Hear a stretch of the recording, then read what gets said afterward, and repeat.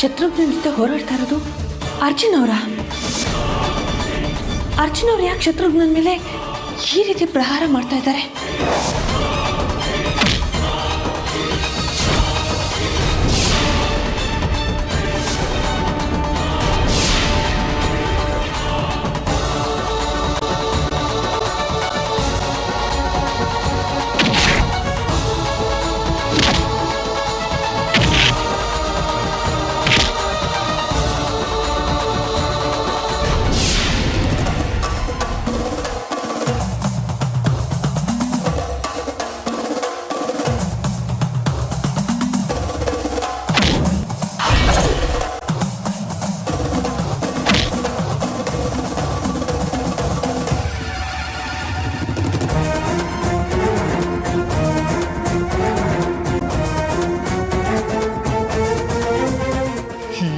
ಯಾರು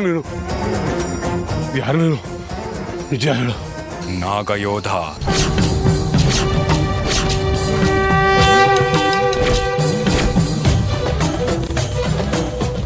ನಾಗ ಕುಲದವರನ್ನ ಸಂರಕ್ಷಿಸೋಕೆ ಸಾಕ್ಷಾತ್ ಶಿವನೇ ಸೃಷ್ಟಿ ಮಾಡಿರೋ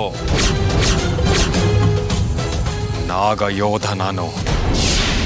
ಬರೀ ಅಮೃತವ್ರಿಗೆ ಮಾತ್ರ ಅಲ್ಲ, ನಾಗ ಕುಲದವ್ರಿಗೆ ಯಾರಿಗೆ ತೊಂದರೆ ಮಾಡಿದ್ರು ಅಥವಾ ಅಪಾಯ ಮಾಡಿದ್ರು ಅವ್ರನ್ನ ಹತ ಮಾಡೋದೆ ನನ್ನ ಕಾಯಕ. ಇವತ್ತು ಶಿವರಾತ್ರಿ, ನಾಗಗಳ ಶಕ್ತಿ ದ್ವಿಗುಣ ಆಗಿರುತ್ತೆ.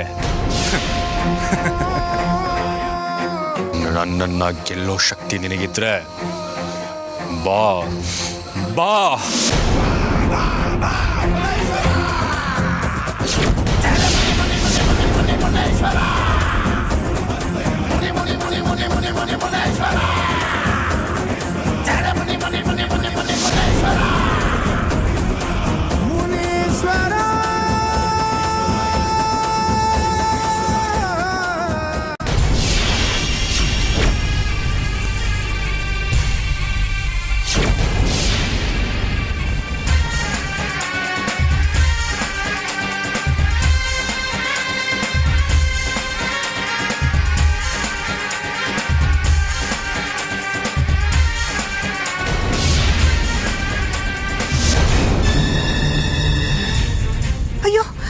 ಇವನು ವಿಷ್ಣುಪುರದ ಶತ್ರುನ ಅಲ್ವಾ?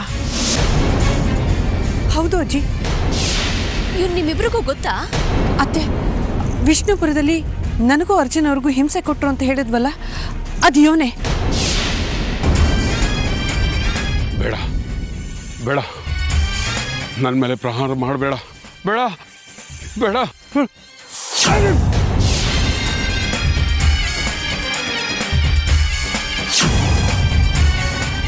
ಅದ್ ಸರಿ, ಇವನ್ ಮೇಲೆ ಯಾಕೆ ನಾಗ ಪ್ರಹಾರ ಮಾಡ್ತು? ಅವ್ನು ಮಾಡಿರೋ ಪಾಪ ಒಂದ ಎರಡ, ಅದಕ್ಕೆ ಅನುಭವಿಸ್ತಾ ಇದ್ದಾನೆ. ಅನುಭವಿಸ್ಲಿ.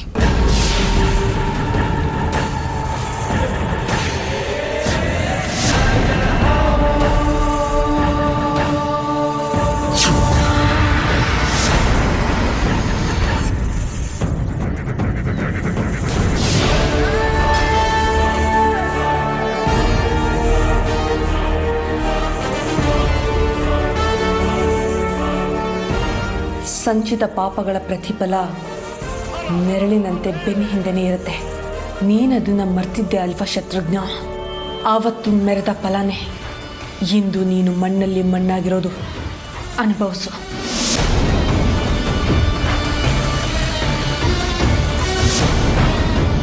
ಅಲ್ಲ, ಇವನು ವಿಷ್ಣುಪುರ ಬಿಟ್ಟು ಇಲ್ಲಿಗೆ ಯಾಕೆ ಬಂದ?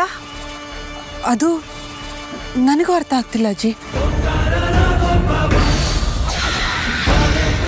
ಛೇ, ಶಿವರಾತ್ರಿ ಹಬ್ಬದ ದಿನ ದೇವ್ರ ದರ್ಶನ ಮಾಡೋಣ ಅಂತ ಬಂದರೆ ಅಪಶಕನ ಆಗೋಯ್ತು. ನಡೀರಿ, ತಡ ಆದರೂ ಪರವಾಗಿಲ್ಲ, ಊರೊಳಗಡೆ ಇರೋ ದೇವಸ್ಥಾನಕ್ಕೆ ಹೋಗೋಣ.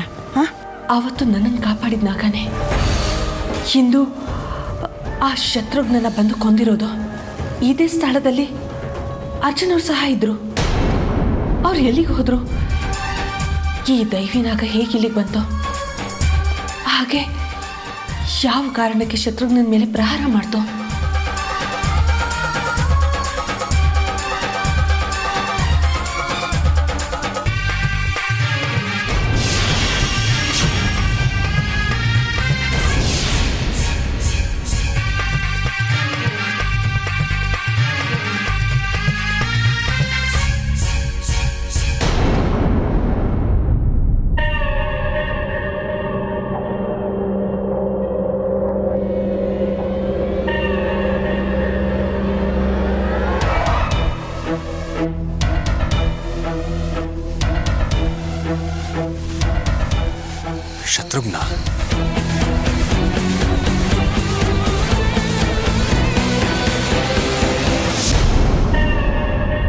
ಶತ್ರುಘ್ನ ಶತ್ರುಘ್ನ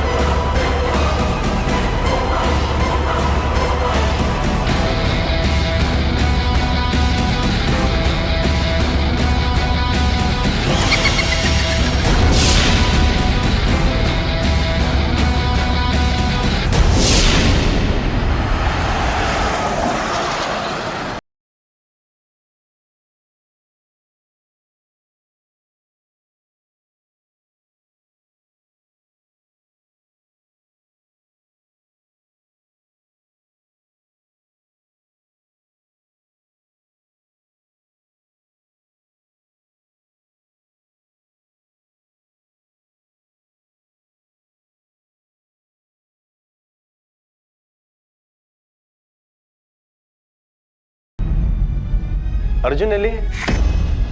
ಅರ್ಜುನ್ ಬರಲೂ ಇಲ್ಲ, ಪೂಜೆ ಆಗಲೂ ಇಲ್ಲ.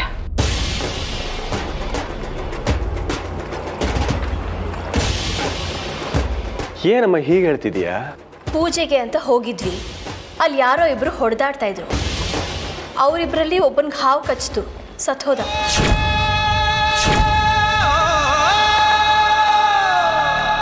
ಆ ಇನ್ನೊಬ್ಬ ಎಲ್ಲೋ ಹೋದ್ನೋ ಏನೋ ಗೊತ್ತಿಲ್ಲ.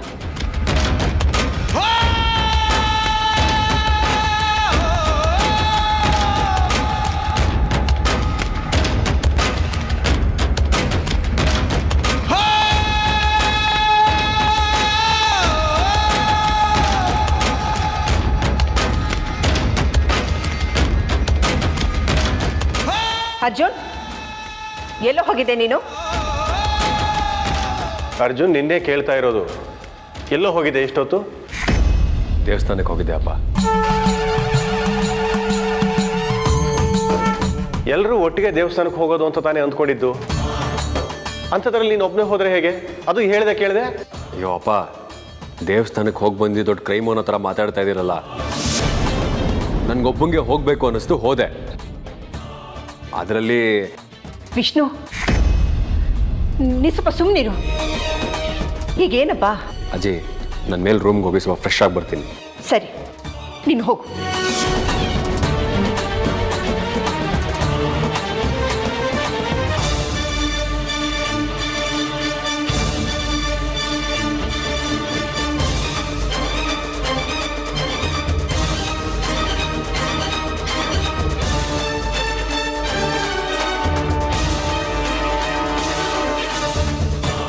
ಅರ್ಜುನ್ ಮನೆಯಿಂದ ಹೊರಗಡೆ ಹೋಗ್ಬೇಕಾರೆ ನಾಗಯೋಧನಾಗಿ ಹೊರಗಡೆ ಹೋದ.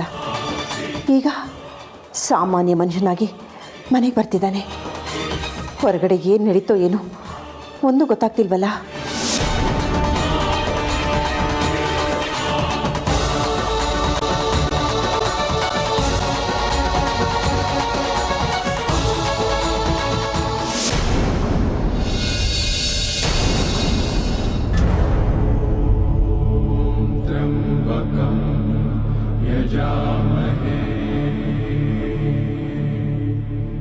ಅರ್ಜುನ್ ಅವರೇ,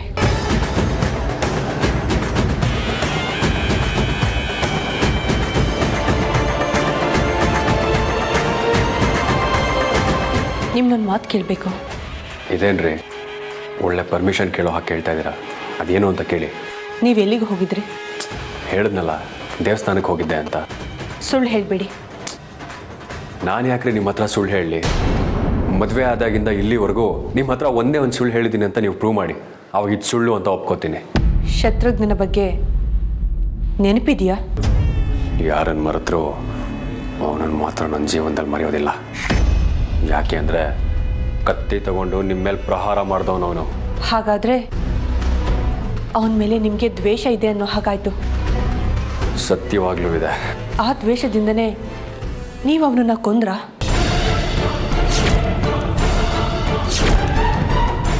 ಏನು ಹೇಳ್ತಾ ಇದ್ದೀರಾ ನೀವು? ಹೌದು, ಇವತ್ತು ಅವನು ಮೃತ್ಯುವಿಗೆ ಬಲಿಯಾಗಿದ್ದಾನೆ. ಶತ್ರುಘ್ನ ಸತ್ತು ಹೋದ. ಅವನನ್ನು ಮೃತ್ಯು ಕೂಪಕ್ಕೆ ತಳ್ಳಿದ್ದು ಬೇರೆ ಯಾರೂ ಅಲ್ಲ, ನೀವೇ.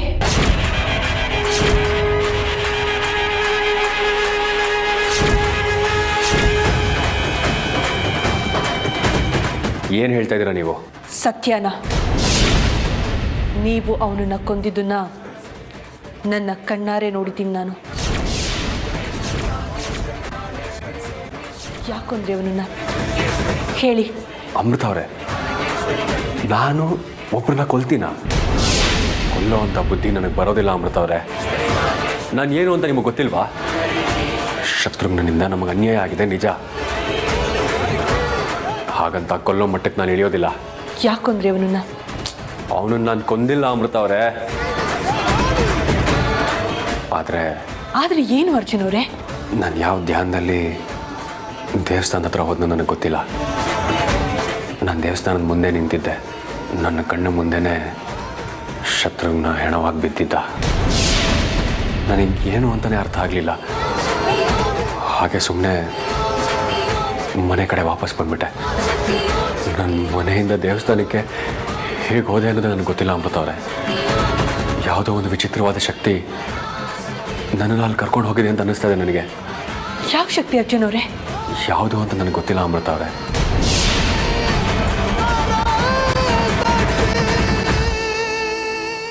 ಹೋಗ್ಲಿ ಬಿಡಿ, ಒಬ್ಬ ದುಷ್ಟನ ಸಂಹಾರ ಆಯ್ತಲ್ಲ.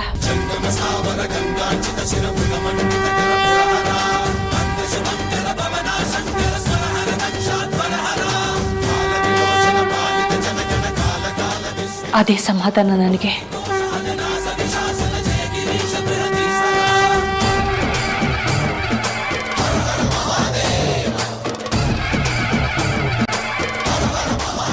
ಅಲ್ಲ,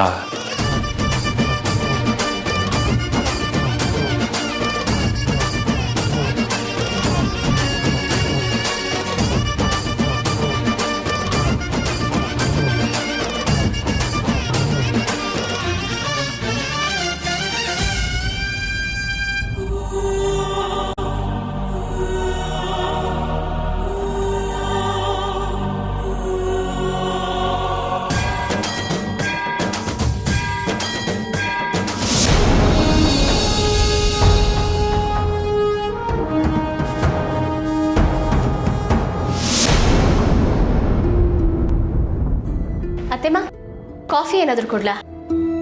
ಬೇಡಮ್ಮ. ಅತ್ತೆಮ್ಮ, ಏನಾಯ್ತು? ಏನು ಯೋಚನೆ ಮಾಡ್ತಿದ್ದೀರಾ? ನಾಗ ಹತ್ಯೆನೂ ಒಂದೇ, ಬ್ರಹ್ಮ ಹತ್ಯೆನೂ ಒಂದೇ ಅಂತ ಹೇಳ್ತಾರೆ.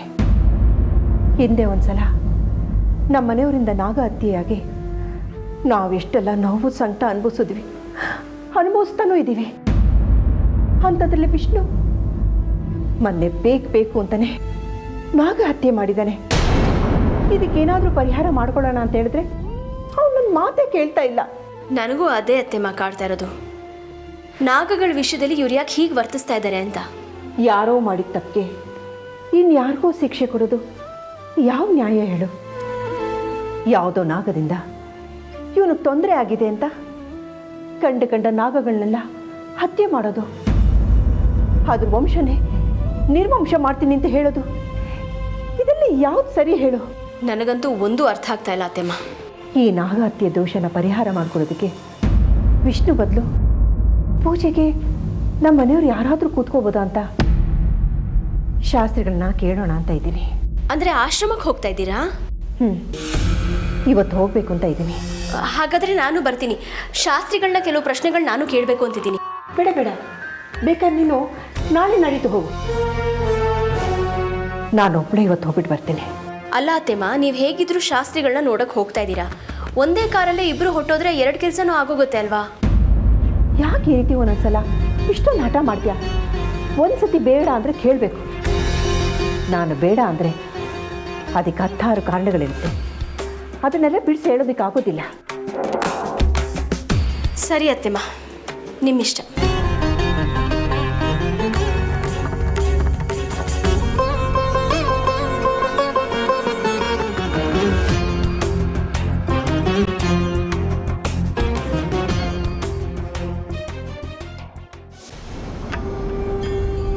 ಹೇಮಾ, ನಾನು ಆಶ್ರಮಕ್ಕೆ ಹೋಗಿ ಶಾಸ್ತ್ರಿಗಳ ಹತ್ರ ಪರಿಹಾರ ಕೇಳ್ಕೊಂಡು ಬರ್ತೀನಿ. ಏನು? ಸರಿ ಅತ್ತೆಮ್ಮ. ಆದರೆ ನೀನು ಮಾತ್ರ ಅರ್ಜುನ ಎಲ್ಲೂ ಹೋಗಕ್ಕೆ ಬಿಡಬೇಡ. ಅತ್ತೆಮ್ಮ ಒಂದು ಮಾತು. ಏನು? ಇತ್ತೀಚೆಗೆ ನೀವು ಅರ್ಜುನ್ ಬಗ್ಗೆ ತುಂಬ ಕೇರ್ ತಗೋತಾ ಇದ್ದೀರಲ್ಲ, ಏಕೆ?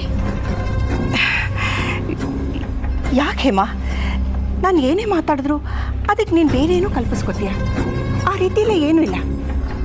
ನಾನು ಆದಷ್ಟು ಬೇಗ ಬಂದ್ಬಿಡ್ತೀನಿ. ಮನೆ ಕಡೆ ಜೋಪಾನ.